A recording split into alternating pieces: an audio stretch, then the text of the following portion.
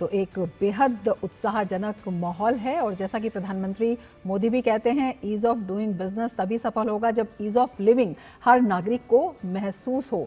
और hospitality sector में ये हो रहा है। जीएसटी घटा है, जिंदगी उससे आसान हुई है, कारोबार मजबूत हुआ है और विश्वास जो है वो लगातार बढ़ रहा है। कैसे, ये आंकड़ों के जरिए हम आपको समझाने की कोशिश करते हैं। होटल्स जो हैं वो सस्ते हो गए हैं। होटलों पर जीएसटी 12% से घटाकर 5% कर दिया गया है। आईटीसी के ये बिना है। इसके अलावा रेस्टोरेंट, कैफे और केटरर्स द्वारा प्रयुक्त जो उपादान हैं, ये सुविधाएं हैं, उन पर कर की दरें भी 18% से घटाकर 5% कर दी गई हैं। इसके साथ ही रसोई के जो प्रमुख उपादान हैं उनके दामों में भी 13% की कर छूट दे दी गई है। रेस्टोरेंट और होटल्स की खाने पीने की वस्तुओं की लागत में सीधी कमी इससे दिखाई देती है। मेन्यू के दाम स्थिर हो जाते हैं और इसके साथ साथ जो विशेष मदद मिलती है वो लघु एवं मध्यम आकार की खानपान की जगहों को मिलती है। इनको जो है इससे ज़्यादा फायदा मिलता हुआ दिखाई देता है। और अगर हम कर में कटौती की बात करते हैं, जिस तरह से हम तमाम क्षेत्रों की बात कर रहे हैं, अगर लघु और मध्यम आकार के खानपान की जगहों के अलावा जो देशवासी हैं उनको स्पष्ट तौर पर सीधा फायदा इससे मिलता हुआ दिखाई देता है, क्योंकि अगर होटल्स में जो विवाह समारोह होते हैं या इस तरह की जो सार्वजनिक जगह होती हैं जहां पारिवारिक समारोहों का आयोजन होता है, वो भी अब सस्ता हो गया है। तो मध्यम वर्ग और कम खर्च पर यात्रा करने वालों के लिए होटल में ठहरना अब ज़्यादा किफ़ायती हो गया है। भारत का जो आतिथ्य कर ढांचा है अंतर्राष्ट्रीय पर्यटन स्थलों के अनुरूप हो गया है।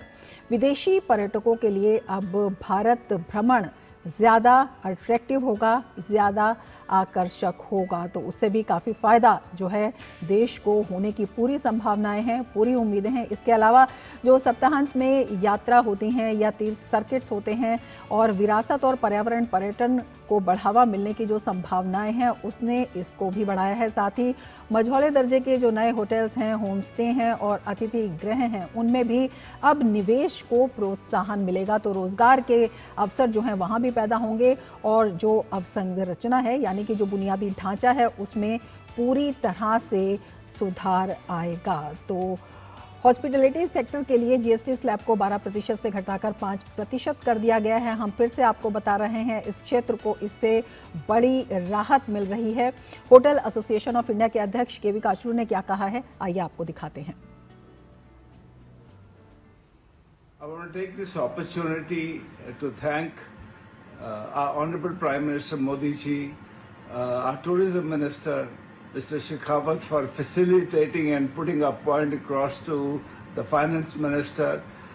Wish to thank her for taking the initiative of putting the right structure in terms of ensuring benefits to the mid-market hospitality business. We have restructured the slabs from 12% to 5%.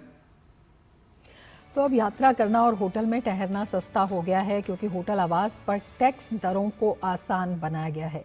Radisson hotel group के south Asia के managing director Nikhil Sharma के मुताबिक GST reform का फायदा देश के आम लोगों को मिल रहा है और इससे भारत पर्यटन स्थल के रूप में और मजबूत होगा। आइए दिखाते हैं।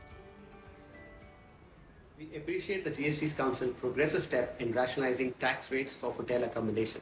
This is a timely and welcome reform that will not only make quality stays more accessible to the largest segment of Indian travelers, which is the growing middle class travelers, but also strengthen the country's position as a high potential tourism hub. By reducing the burden on mid-scale and upper mid-scale hotels, the government has paved the way for stronger domestic travel, weekend leisure breaks, and business mobility, which are critical drivers for India's hospitality growth. This move reflects a deep understanding of industry dynamics and traveler aspirations, and we are confident it will accelerate the growth across key hospitality segments while reinforcing India's mission of becoming one of the world's leading travel destinations.